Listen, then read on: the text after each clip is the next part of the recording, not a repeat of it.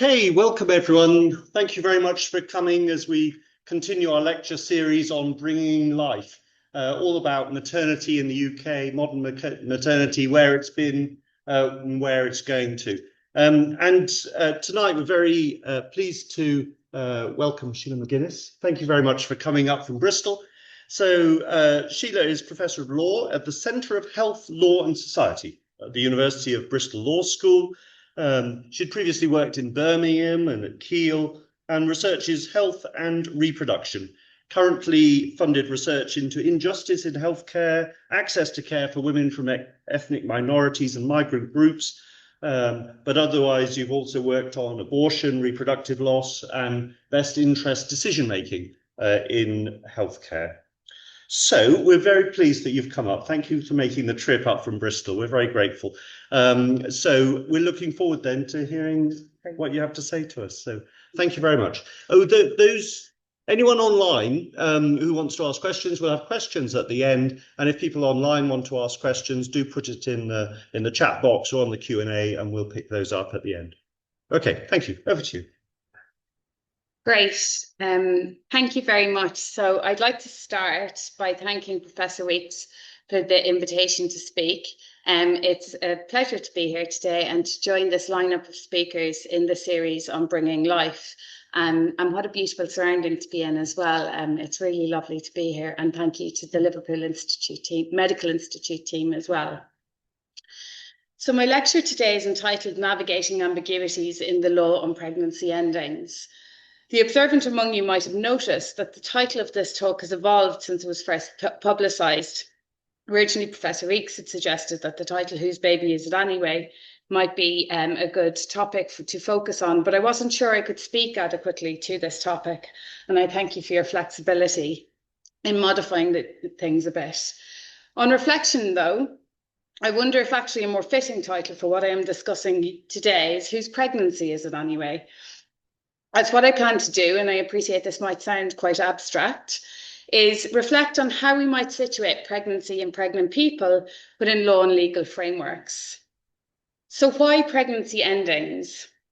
Well, I could have chosen a more specific topic, so I could have taken a focus around birth, but the talk that I give today sits within a wider literature that points to the value of thinking holistically about the spectrum of pregnancy endings, to include experiences of miscarriage, stillbirth, perinatal and infant death, abortion, and birth with a healthy baby.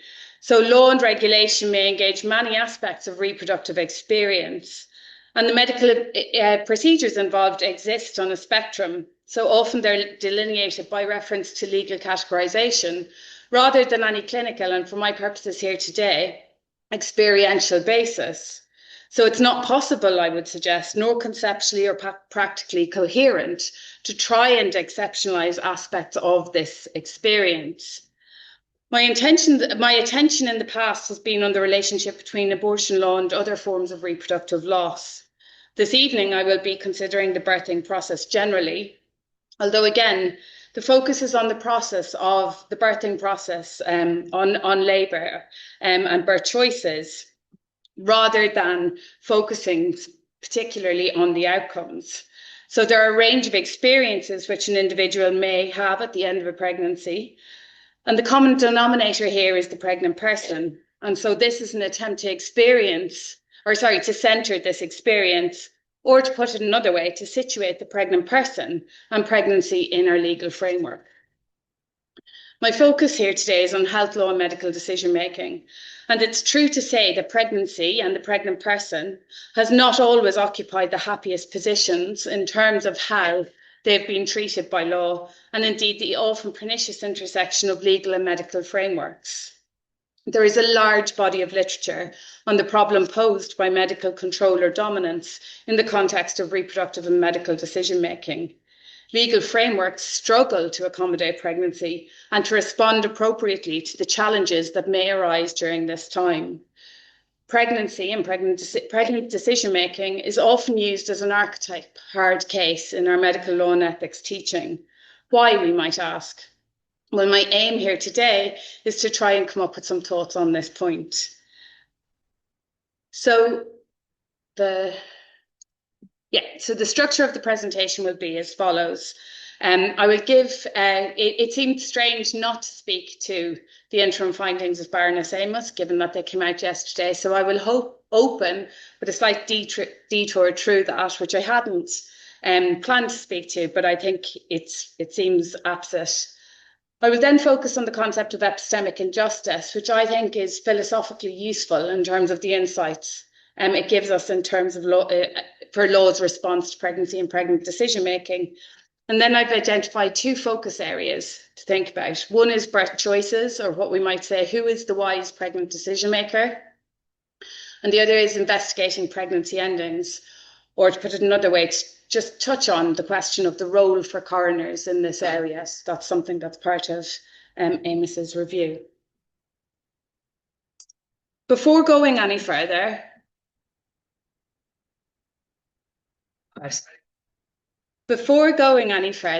I just wanted to acknowledge the work that I am presenting here today is part of a project entitled Epistemic Injustice in Healthcare, or EPIC. This is a bold 6-year research project which has been generously funded by a Wellcome Trust Discovery Award.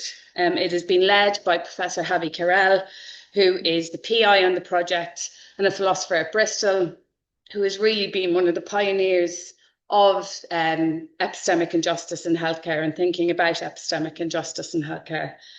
So I'll speak in more detail later about what epistemic injustice means and why I think it's important and useful lens through which we can examine some of the key challenges in this area.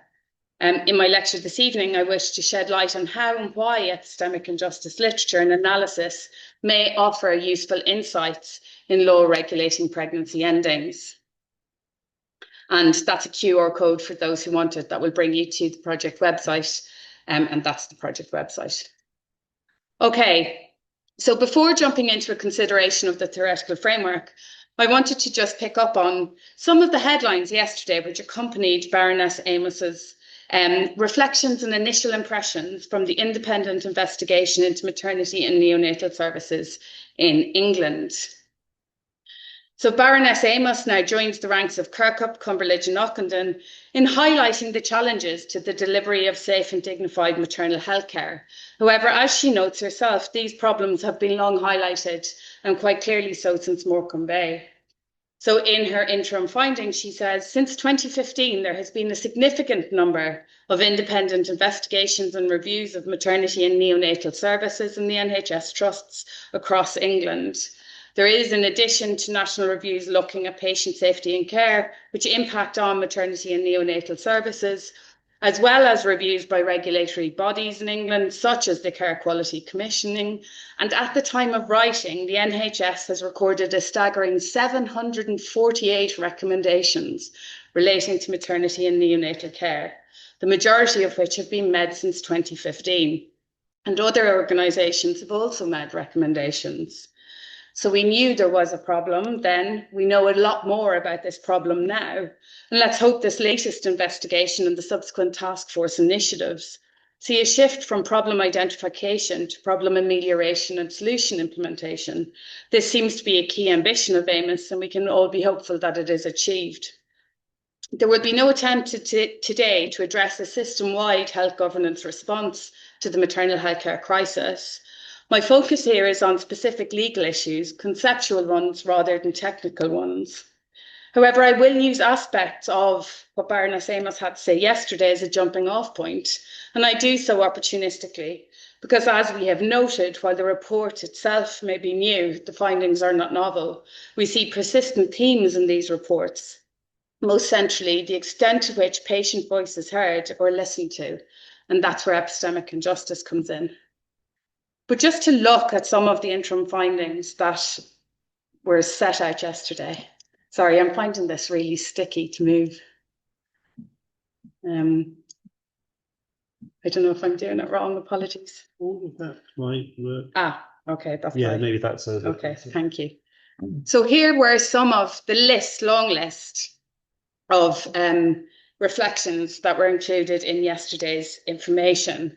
So questions around communication and support, people not being listened to, or given correct information to make informed choices at critical moments, women's knowledge of their own bodies not being taken seriously, the impact of discrimination and marginalisation of women of colour, working class women, women with mental health challenges or younger patients, concerns around empathy and women feeling blamed and guilty, overly legalistic adversarial approach when concerns or complaints are heard, the length of time in delays in autopsy reports and how this impacts on the bereavement process, and the impact of different philosophies around birth and pregnancy on women's experience and the ability to make informed choices.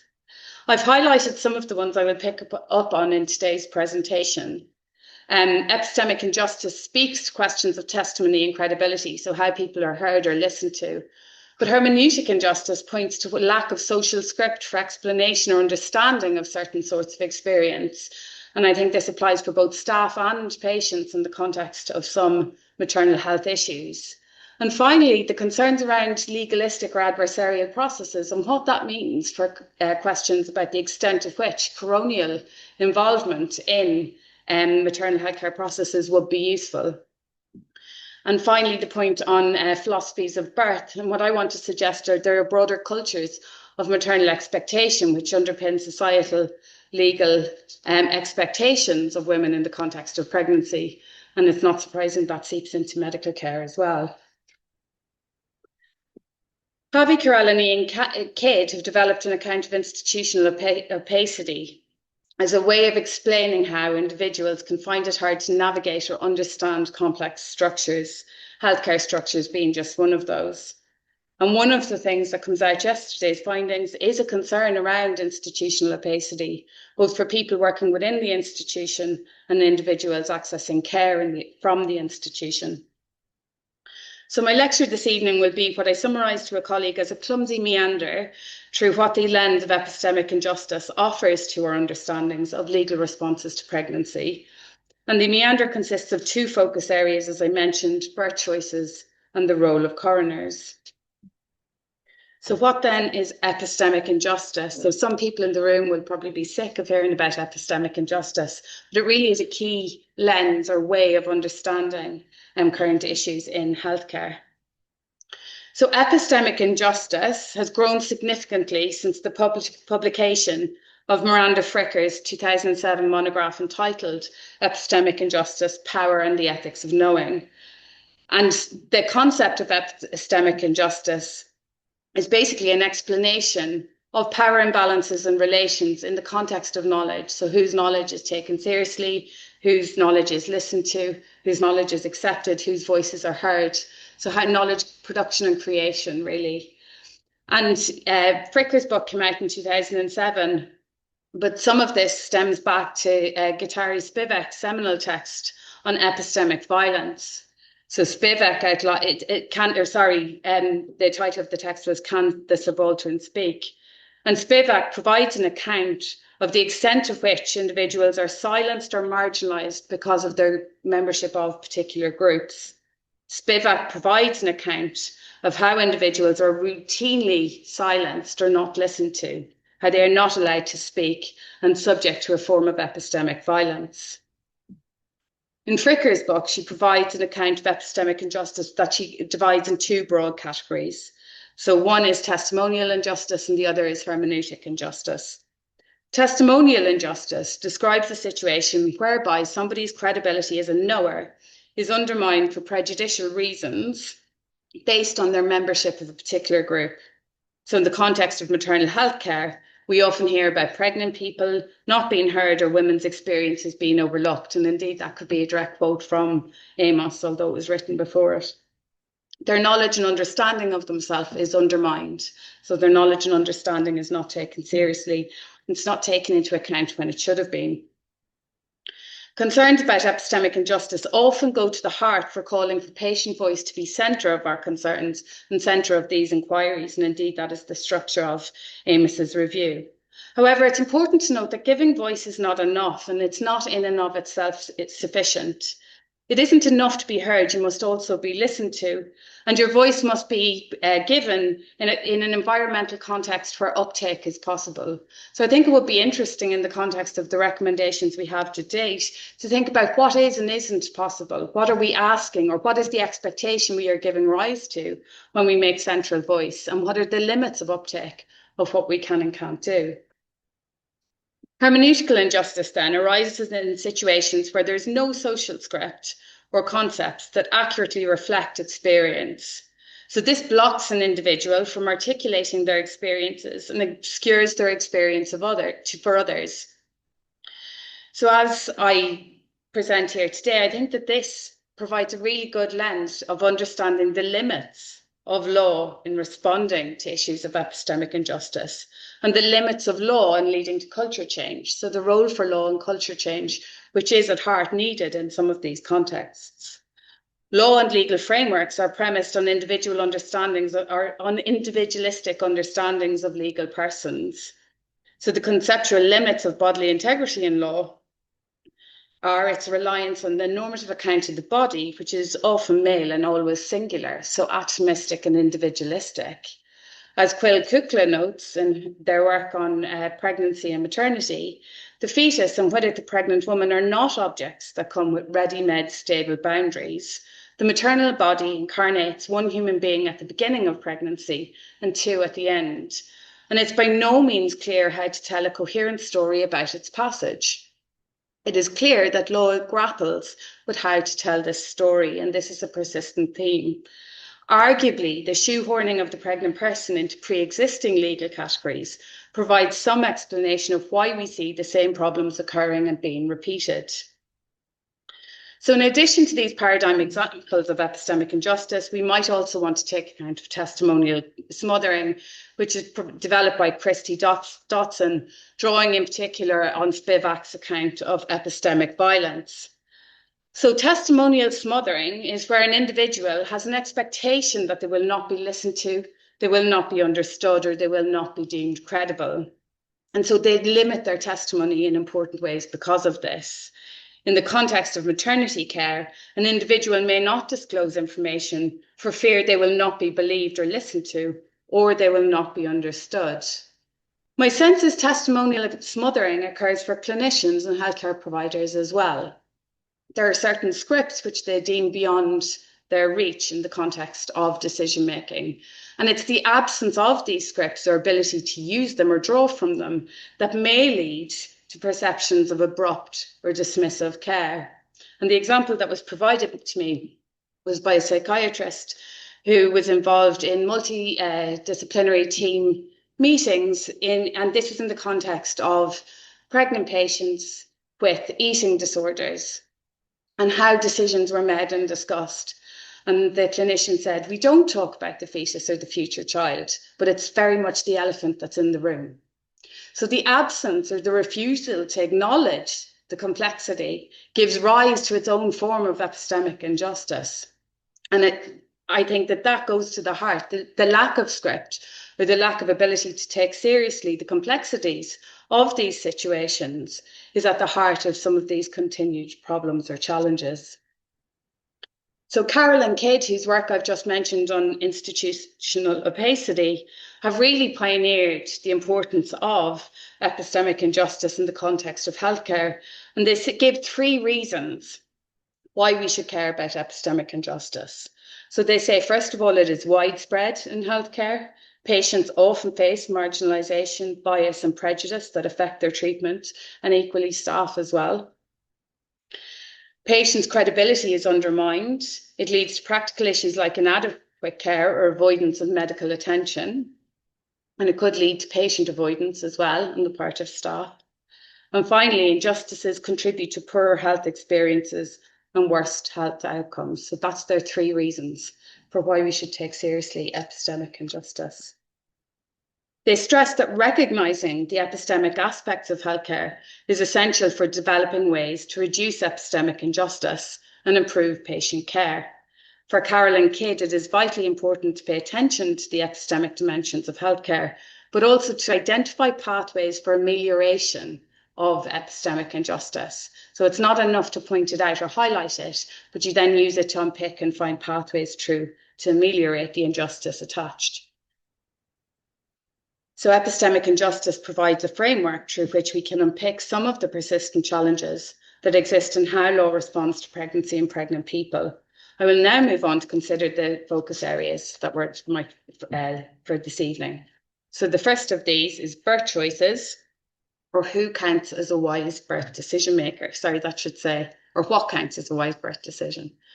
Okay, so respect for patient autonomy is a fundamental principle in English medical law. That's how we start off our undergraduate teaching in this area. So it's fundamentally important that we respect the decision-making of the autonomous adult, and consent is the key legal mechanism through which we do this. In order for consent to be valid, it must be informed, voluntary, and provided with somebody with the capacity to do so. Adults, in the context of English medical law, are presumed to have capacity unless we can show otherwise. So paramount principle, hugely important. But there has been an acknowledgement that pregnancy poses a challenge to the primacy of this principle.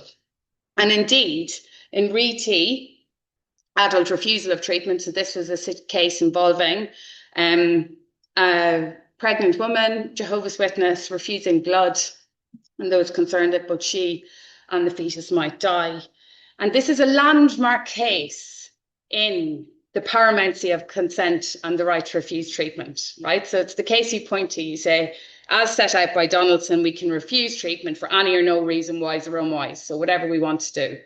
But Oberter, in this case, Donaldson says, an adult patient who, like Miss T, suffers from no mental incapacity has an absolute right to choose whether to consent to medical treatment, to refuse it, or to choose one rather than another of the treatments offered.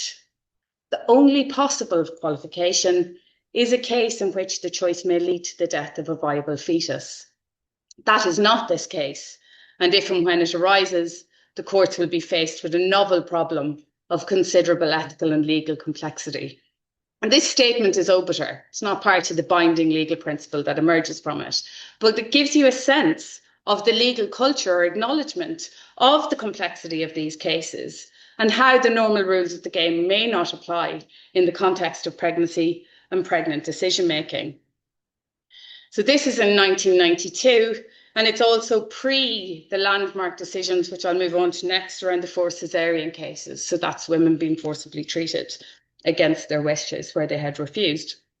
And it's also around the time that the Law Commission were looking at what eventually becomes the Mental Capacity Act. And in the early days of the Mental Capacity Act, there was, in the discussion on the limitations and caveats and advanced directives, it was suggested that, in fact, we might have an exception where it would lead to the death of a fetus. So advanced directives, we would have this principle where you could refuse treatment, but actually we might caveat the cases that would lead to the death of a fetus.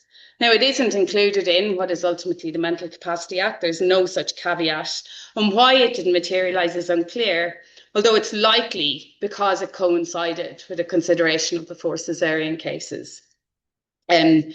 So it's likely that the kind of statement of law in that area meant it wasn't considered appropriate anymore. So moving on then to those cases. So I've mentioned RET. In the forced cesarean cases then, and I want to focus on St George's Healthcare Trust and Oren Collins and others. So this was a case involving a woman who's 36 weeks pregnant with severe preeclampsia, serious risk to both pregnant woman and fetus, advised early induction is necessary, a history of mental health issues, most notably depression, which is at issue in this case, refuses the admission to hospital, refuses the idea of early induction, quite keen on the idea of a natural delivery or non-interventionist birth. Subsequently detained using mental health legislation, and ultimately there is a forcible caesarean section and the baby is delivered healthily. Initial concern around maternal-child interactions. She's obviously quite distressed, although that is resolved. And there's subsequent legal challenges which find in her favour, both with regard to her unlawful detention and also her unlawful treatment. So these again are landmark cases.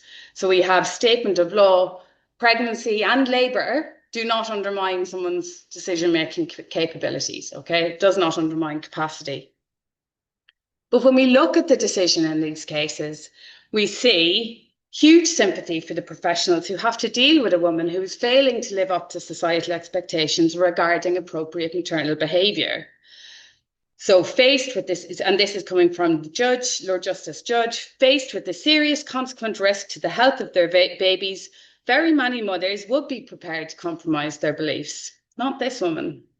She's found to be intransigent, and the court expresses admiration for the social workers who had her sectioned, noting her courage in reaching any decision at all in such difficult circumstances when faced with a life and death situation, and an unusual and unreasonable mother to be. So notes those issues. Lord Judge says the perceived needs of the fetus did not provide necessary justification for overriding capacitous refusal, even if we would find her behaviour or her decision-making to be morally repugnant. So the whole decision, which is again a landmark case that sets out that consent and capacity is not undermined by pregnancy and labour, is littered with language that reflects a culture around maternal expectations. So when we talk about ideologies of birth, I think we need to look beyond that to look at the wider ideologies around around our expectations of maternal behaviours and decision making, because that's really what's underpinning a lot of this. And these are social, cultural, as well as medical and legal. So it's a trickle through across the areas. And they persist. So we have this landmark decision. We've almost, how many years of it now at this stage? 30 years later, 1998, yeah, so we're coming up on 30 years later. And I move on to the Court of Protection. So the Court of Protection is where decisions are made about individuals who lack capacity. And there have been a series of birth decisions that have come before the court. And in these cases, we see the same language being used. Okay, so there's the same reflection of principle of individuals who don't cooperate, they don't engage, they're agitated. We see coercive treatment plans being called care plans. They're delivered of babies, but the birth process does not happen. But there's a focus on the extent to which people don't object, where restraint is allowed but deemed to be unnecessary. That's seen as a win, right? Restraint was ordered. Although initially resistant, she was guided by staff and her family into an ambulance. No restraint was required. But of course, you're acting and behaving and making a decision in the shadow of those. And in S's case, she maintained her refusal to consent throughout. But in the judgment, it says, in fact, she decided that to struggle physically and be overcome would be undignified. She therefore lay still, offering no resistance when she was sedated. Under the pressures of an exhausting and emotionally charged situation and faced with the court order, she ceased to offer any resistance. This was not consent, it was submission. So that's an account there. So we see the echoes of these same issues. Baroness Amos's report yesterday highlighted the challenges of philosophies of birth in the context of current maternal health issues. But arguably, it's not just a culture of birth, but wider cultures of maternal expectation that shapes many of the experiences in maternal health care. And why is this? Well, there's a lot of challenges. It is a complex area. So law does, and always has, and indeed society, finds it hard to conceptualise maternal-fetal relationships. Many of you will have heard the phrase maternal-fetal conflict. So the idea that the decisions of the pregnant person are in conflict somehow with the interests of the fetus. Rosamund Scott has warned us about the dangers of this conceptualisation, and she queries the extent to which maternal-fetal conflict may often simply be a disagreement between clinicians and the pregnant person. So if there is a conflict, it is a maternal medical conflict, not one between the pregnant person and the fetus. And it may not be conflict in interests, but different perceptions of what those interests are. In the context of court protection cases, it's made very difficult because best interest decision-making in the court of protection is holistic, wide-ranging decisions, not just clinical best interests. But of course, many pregnant people have an interest in the healthy birth of a baby. So part of their best interests is populated by fetal interests. So fetal interests and the birth of a healthy baby may be part of the best interest assessment. But what I want to suggest is there's a hermeneutical gap in how we approach this or how we acknowledge this in law, and go back to that idea of the elephant in the room. There may also be concerns in these cases about diagnostic overshadowing. So it's interesting to note that quite a lot of the women who appear in these cases also have mental health issues. So it's almost like one aspect of their decision making becomes subject to scrutiny, and it opens the door for other aspects as well. And birth choices are intimate choices, and they're in lots of ways idiosyncratic choices. Lots of us will make very different birthing decisions. And so how you deem a decision to be wise or unwise or the right decision to make is really difficult, because we will have legitimate disagreement in that space. But what is the case is that it can be very hard, if you are the decision maker who's being challenged, to meet thresholds of something like clinical objectivity. So it's very hard that best interests doesn't become dominated by clinical accounts of best interests in that space. Okay, so I'm now going to pivot slightly into the role of coroners, because I'm quite interested in the role of coroners in investigating pregnancy endings. And again, it speaks to some of what Baroness Amos had to say yesterday. So the coronial system is the judicial branch charged with death investigation. Very old, dates back to the reign of Richard I. And there's competing views on the extent to which coroners have a useful role to play in health promotion and improving patient safety. Oliver Quick has argued that coroners have an important role, and Oliver Quick is a law professor with an interest in patient safety. An important role in encouraging that lessons are learned from tragedies and that patient safety is improved. Adopting a wider public health approach, Catherine McGowan and Adrian Beans are more critical. So they suggest that coroners are much more concerned that at a public health level or systemic change level, coroners are much less likely to be successful. Ed Curtin-Darling, who's one of my colleagues at Bristol, has suggested that inquests can be seen as part of a wider system of social health and welfare, reinforcing the potential significance and limitations of the inquest in this. And he points in particular to the role of prevention of future deaths and the systemic changes that those reports might lead to. So whatever the realities or possibilities of limits of coronial investigation in improving health outcomes, a common theme in the writings in this area is concern about lack of resource and also inconsistency in coronial practice across regions. There's also concern about the place of the bereaved in the coronial system. So coroners do put the interests of the bereaved at their core, and there's evidence that coroners are often influenced by bereaved families. However, it is important to note that it is not the bereaved who are the drivers of this process. And so when we consider the role of coroners in investigating still death, an important caveat to note is it is not currently the case that parental consent is required for a coronial investigation. So coroners are an independent judicial branch. And I think it's often overlooked that bereaved families would not have control of whether an inquest would take place if it is decided to change things, unless the law on that particular point is also changed. Okay? So the extent to which pregnancy losses should be subject to coronial investigation has received a lot of attention, and I have Jeremy Hunt up here.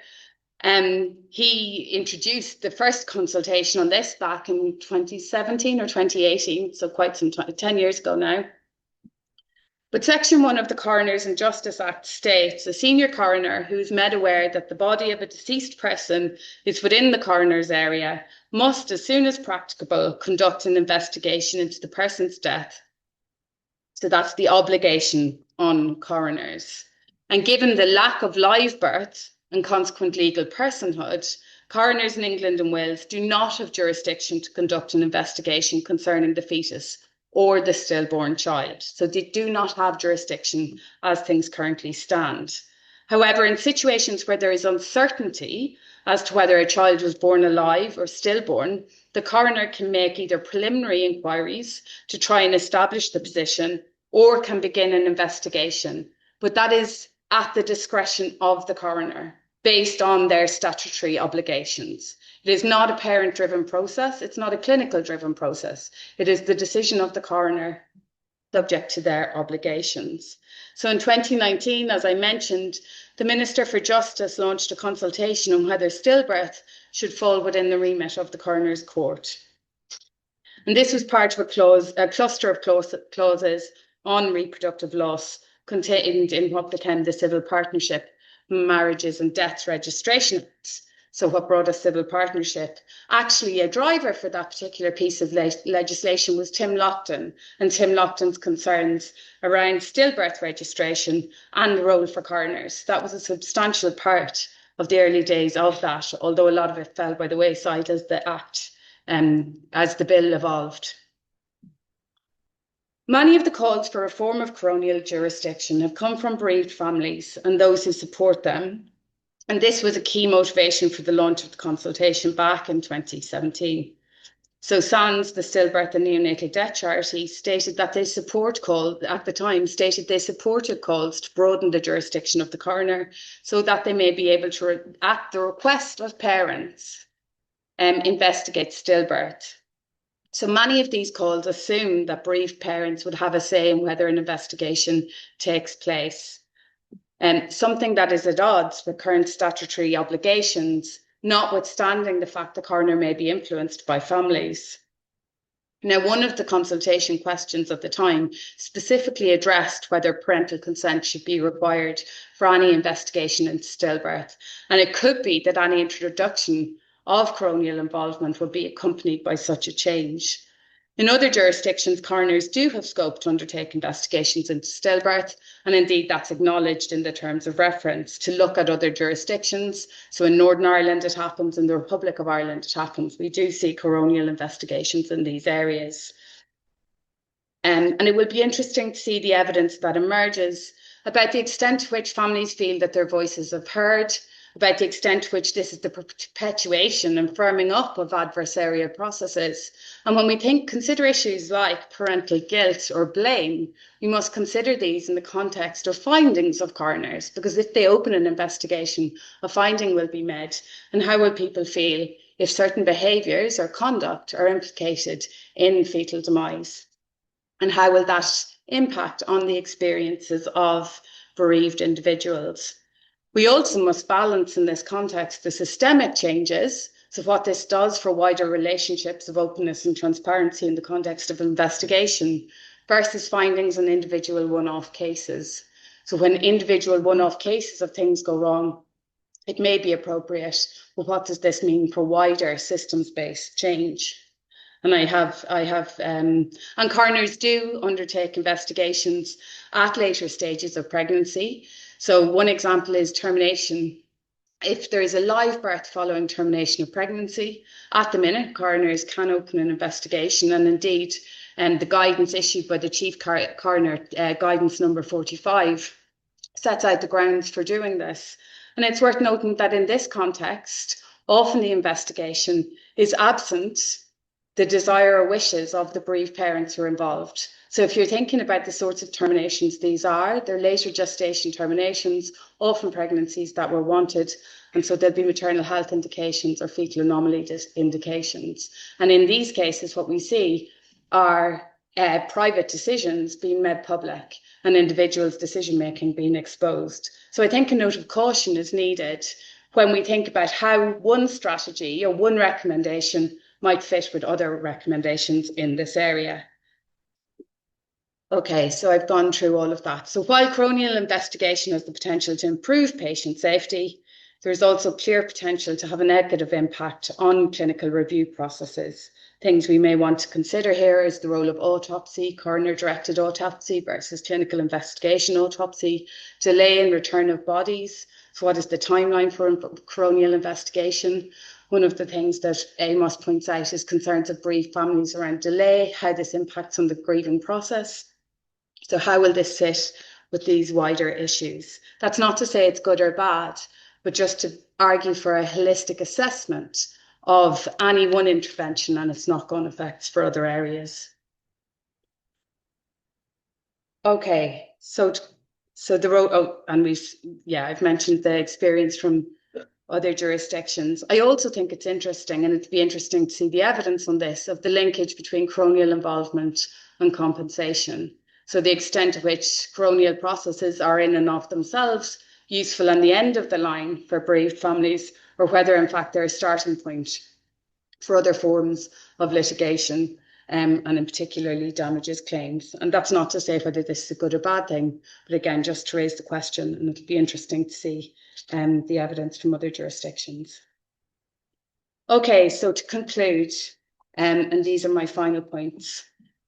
We have almost 30 years of settled principle on the extent to which consent in pregnancy is paramount. Pregnant people should be able to refuse medical treatment for any or no wishes.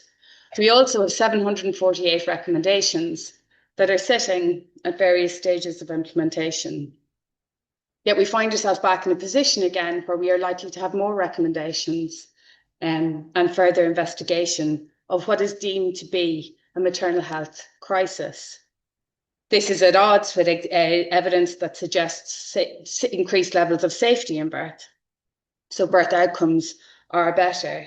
The crisis seems to be an experiential crisis. Our expectations around birth and birth decision-making, crisis cultures in the context of decision-making for both staff and parents, that seems to be the area where there is a challenge.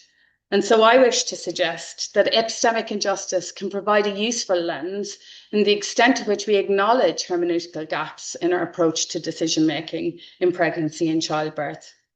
And we take seriously those gaps and try and unpick the power dynamics that underpin them. We move away from reductive or binary accounts of clinicians and bereaved parents as if their interests are in opposition to each other. And we acknowledge the nuance of the experience for parents and pregnant people, and also staff who are working in this area. A reorientation, I suggest, along these lines may give answer to the question of whose pregnancy is it anyway. And thank you for your time.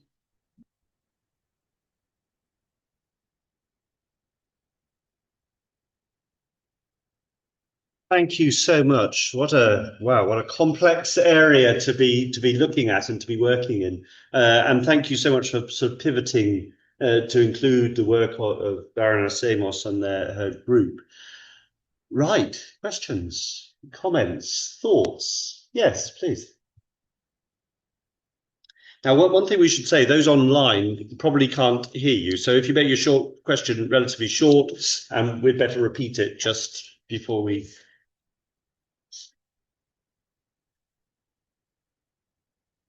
You mentioned that pregnant persons. Can you explain where that term came from?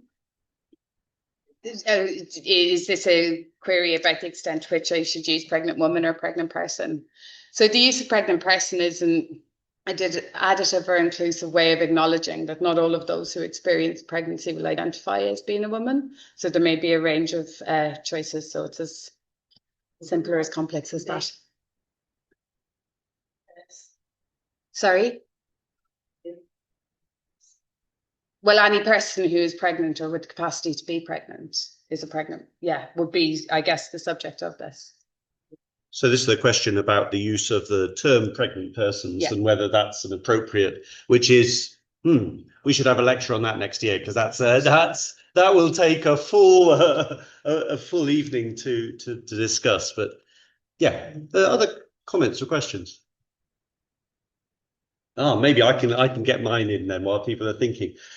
In medicine, there's this idea of hierarchy of evidence, and which we've been brought up on, especially those in Liverpool. We've got the Cochrane collaboration. We say, systematic reviews of randomized trials are the very highest level, then randomized trial accept, and right at the very bottom becomes expert opinion in a rather sort of sniffly sort of way. And at the moment, with autonomy, actually women's autonomy trumps all of that. And suddenly that whole hierarchy of evidence is destroyed by this epistemic justice, shall we say, that actually every opinion is equally valid. Yeah, that sounds very difficult for us, though, as medics, because we're so used to searching for that perfect care, or the perfect advice to give, I guess, would be the issue. But and yet you see that in vaccination refusal. You see that in many public health arenas where people just aren't wanting to take expert advice anymore. But the worries about this epistemic injustice of saying, well, actually, you're not listening to anyone, that can be at odds to that, can't it? Because then it suddenly says, actually, everybody's opinion is equally valid.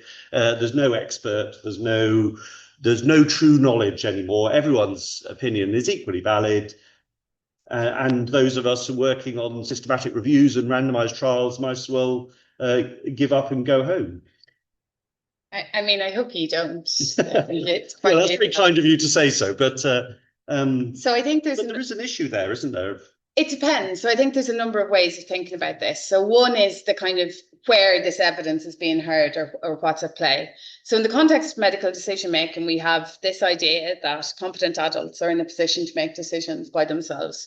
So the idea there is that there is nobody who is more of an expert on what is in your interests than you. And that's what it's based there. And part of those interests might be clinical, but of course, all of us have interests that stem beyond clinical, right? So you could tell me the best clinical outcome and I will weigh that against the other interests in my life, and I'll make the best decision for me on that basis.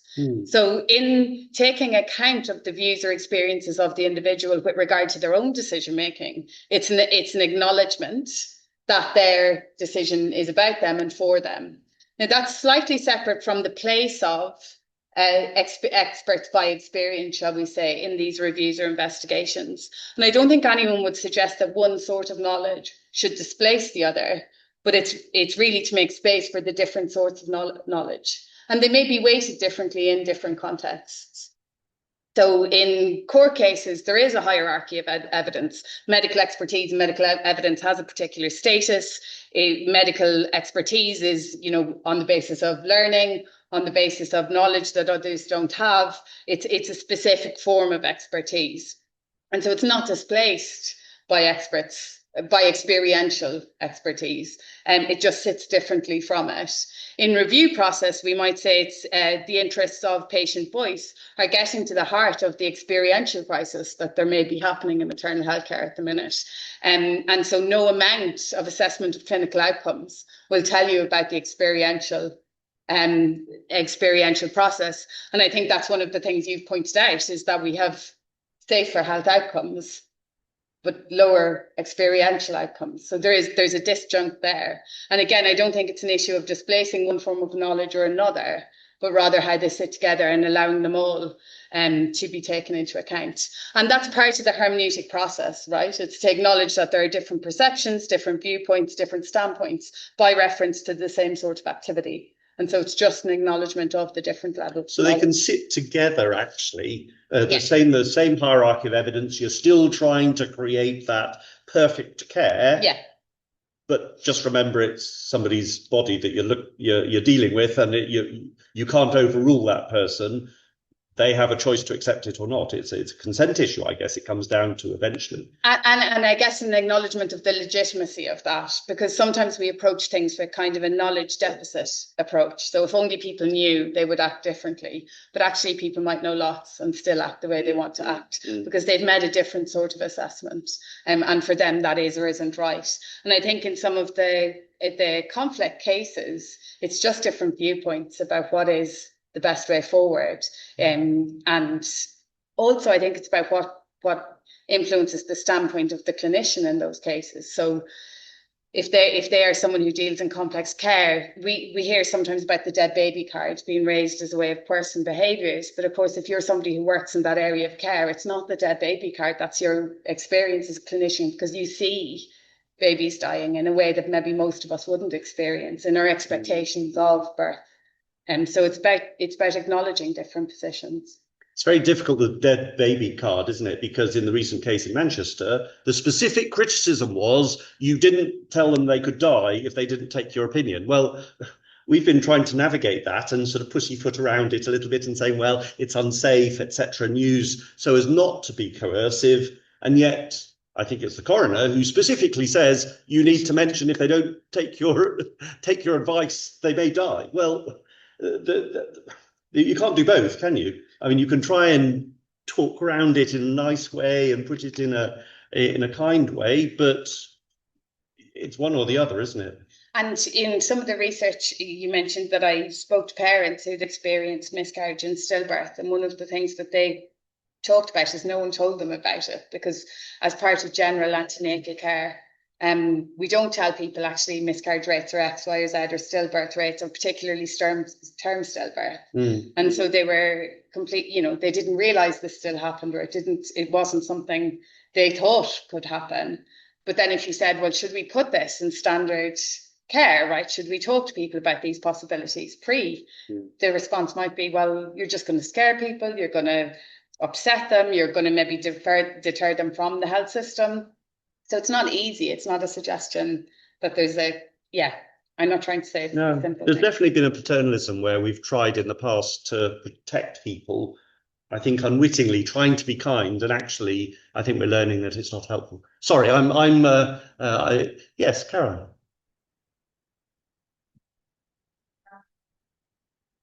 So, a woman would have the absolute right to give what might be regarded as an unwise decision for her own health. But is there, what is the status of the unborn child? And is there someone in a legal sense that is going to take to look after the child in that situation? So in terms of the decision making, until the child is born, the decision is about the pregnant person's decision about what they want to do. So it is an absolute principle. There are some deviations from it in particular contexts. So there are certain liabilities for pre-birth harms, for example, that are materialized on birth.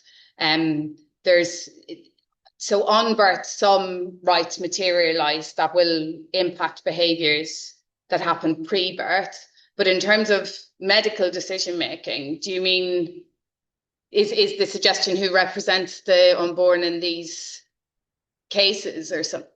Yeah.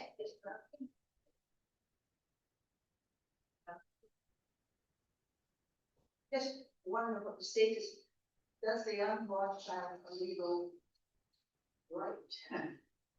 Not in terms of their standing in the cases. No, I mean and the judges are very clear about that in the judgments that are reached. But again, I think that's what I was trying to talk about in terms of like the letter and the spirit, because obviously there's many ways in which the unborn is going to be taken into account, not least in terms of a determination of the best interests of the woman, right? So her best interests may in some case, if it is her stated wish that she wants to deliver a healthy baby, but for example, has a phobia of a needle in a certain context, it may be that they themselves know they won't be able to consent to a treatment, but they would want that treatment. And so it will populate the interests of the person, but there's no standalone legal representation for the unborn in those cases. Generally, no. Yes. So if a woman is of sound mind, and referring to that case in 1992, has there been a follow-up, or if a woman of sound mind decided that she did not want to give birth and she was too late to have an abortion, would she just keep refusing and refusing? Refusing medical treatment? Yes. Yeah. You just repeat the question for those online. Sorry. So the question is whether there's a pinch point at which somebody could be medical treatment could be forced on somebody who doesn't want it while they're pregnant. They realise if you told them that the baby might die, they say, I don't mind, I don't want treatment. I mean, To do that? that's the, Something to do it? that's exactly the letter of the law. There have been further cases. So I mentioned the Court of Protection because we've seen more cases in the Court of Protection. And Sarah Fovergue, who's a law professor at Sheffield, has done a review of the early caesarean cases versus more recent Court of Protection cases to look at the similar themes. So I use it as kind of a snapshot of them and now. But there have been one or two cases since. But the primacy of that principle of the ability to refuse consent is maintained. It is, yes, if somebody's of sound mind, they don't want treatment, they're refusing treatment, you can't enforce treatment against their wishes. If that links up with that lady's question, there's no legal status for that unborn fetus to part back unless it's court of protection or ward of court. Is that what you're saying? So the ward of court wouldn't come into play here either. But again, I think the focus on those kind of conflict cases in some ways skews attention away from the day-to-day cases. Yes. And so and also I think it overlooks the cultures point that I mentioned. So the idea that actually there are challenges around decision making that might lead to negative outcomes for a fetus or future children. That's certainly an issue.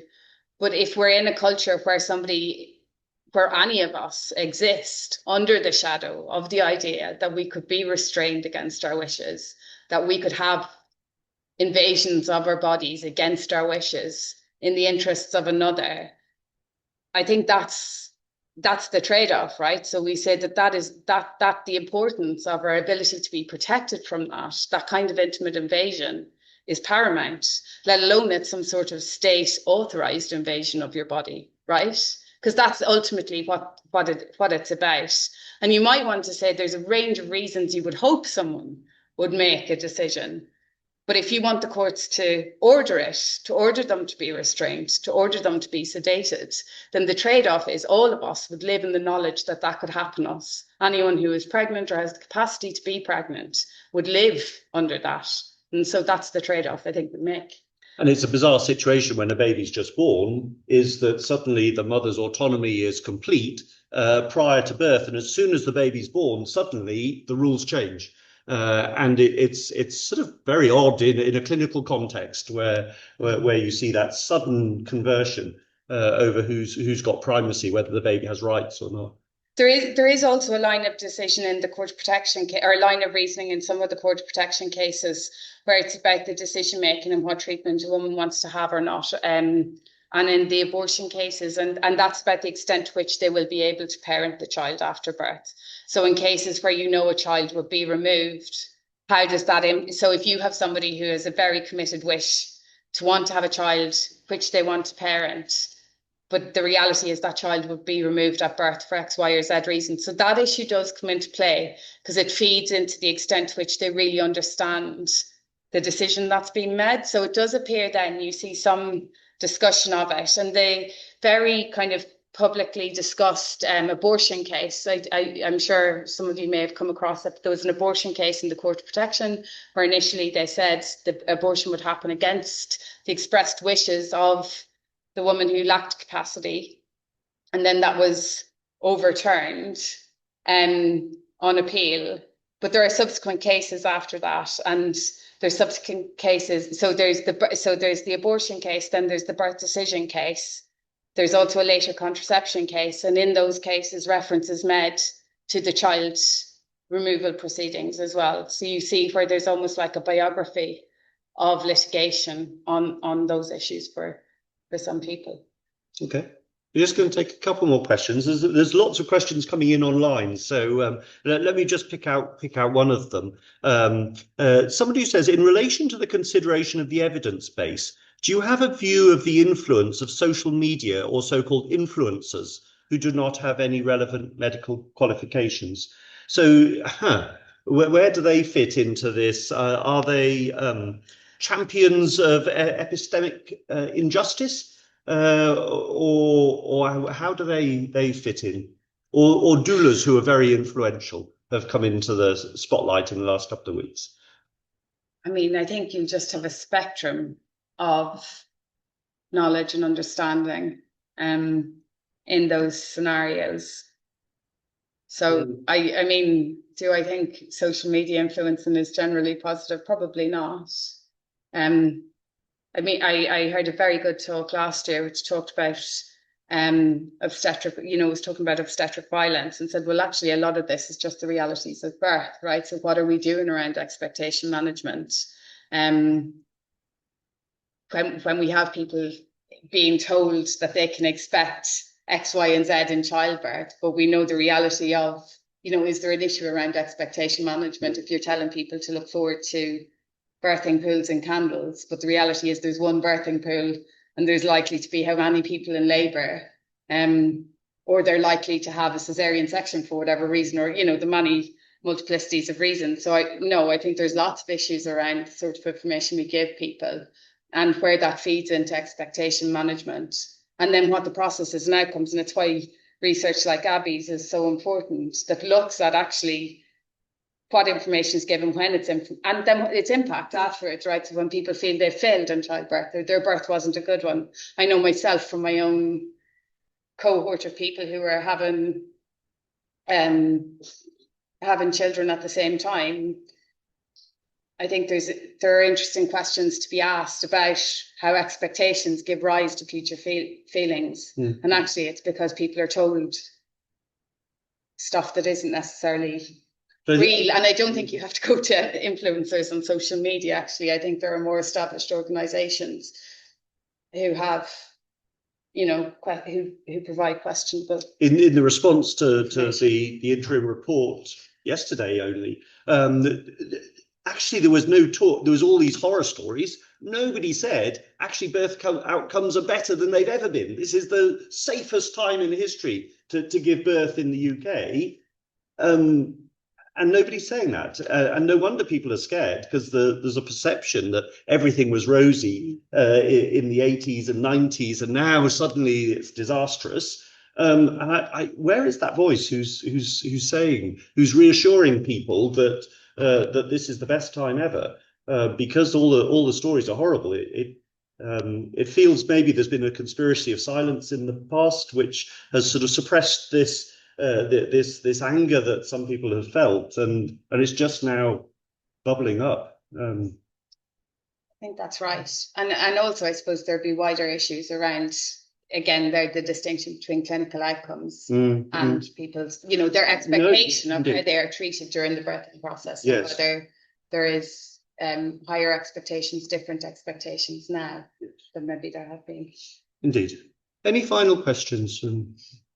Yes. Andy. Thank you very much for your lecture. My question's in relation to the Slacy. And we do love the judicial review and a public inquiry in this country open, often at the expense of time and money. But the greatest benefit comes from learning lessons and then implementing changes. And I think the question in my mind is, with bearing that in mind, where do we sit in comparison to other similar countries in Europe? Perhaps Scandinavian countries or Germany, that Germany has an excellent health system. Is it too soon to know where we sit in the league table, so to speak? That's definitely one for you. Where we provide all of that information. I mean, in the league table, the Scandinavian countries are thought to be the sort of the pinnacle of care, and they certainly achieve much better death rates than many of the contemporaries in Europe, and do it with probably a third of our current cesarean section rate. So there's a sort of a fallacy that actually just doing more cesareans and doing a cesarean isn't just about safety. It's more about women's perceived safety, I think, more than safety per se, which is important. And certainly in autonomy, then that choice is there, but it doesn't necessarily make it safer. And if you go to Norway, with cesarean section rates of under 20%, compared to our 50%, much lower perinatal mortality figures. I think unless there's any, how are we doing for time? It is 5 past, so unless there's any burning questions, we should probably close it there. We're supposed to. Oh, was there somebody right? Yeah, Sophie. That's area. And if you are like us, jobbing obstetricians trying to do the right thing for your patients, how do we stay up to date with what is vital without obviously having the benefit of these sorts of lectures all the time? Is there a good, oh yeah, you just look at this or you do that, is there a good way to remain up to date for us? Don't know, people won't have heard that online. This is a complex and evolving area. How do people who aren't seeing it day to day, how do we keep up to date with this? So I think on some levels it is a complex area and one that's evolving, but the legal principles are there, right? Like it hasn't changed very much in the last 30 years, actually, like the legal requirements. So the law in some senses is the tip of the iceberg, and the stuff on behaviours, attitudes and cultures is different, right? It comes from a different area. And I think it is something where there are just real limits in what law can do. It can have some impact or effect, but a lot of this is operating at different levels, I think. So I don't think I have a good answer on the resources available. But in a large part, yeah, because there is the legal principles, I guess, are somewhat settled, even if they're not being implemented. Brilliant. Thank you so much for talking to us. Thanks for coming all the way up from Bristol. It's a complex area, and actually you've really put for me, certainly a completely different understanding of it to what I had before. So thank you so much. We do have a little something that we give to visiting speakers, a small medal, which is a token of our appreciation. But thank you very much, and I hope you'll join us now for a few Christmas canapes next door, which in fact all members are welcome to come to. They're on next door with a few surprises, I think, coming as well. It is for members only and invited guests. If you're not a member, why not? Because actually it's only £50 a year.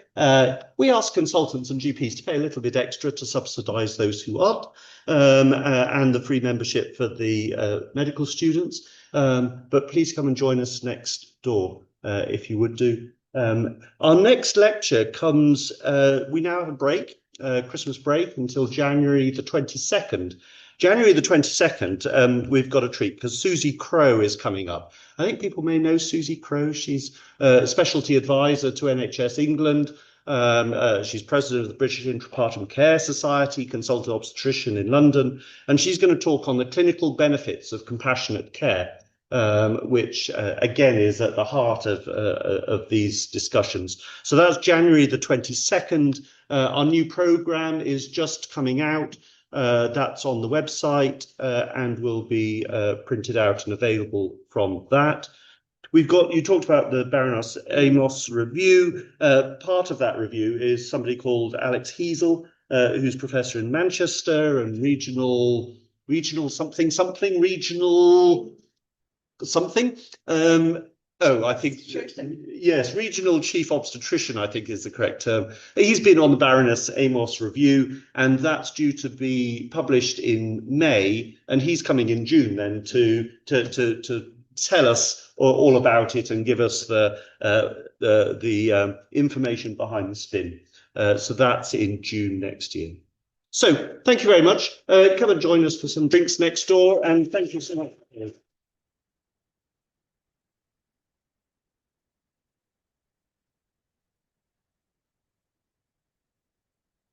Thanks for joining us online, and maybe you can come again in person next time, but if not, look out on the LMI website and it'll give you the chance to join again in person to future meetings. Okay, good night.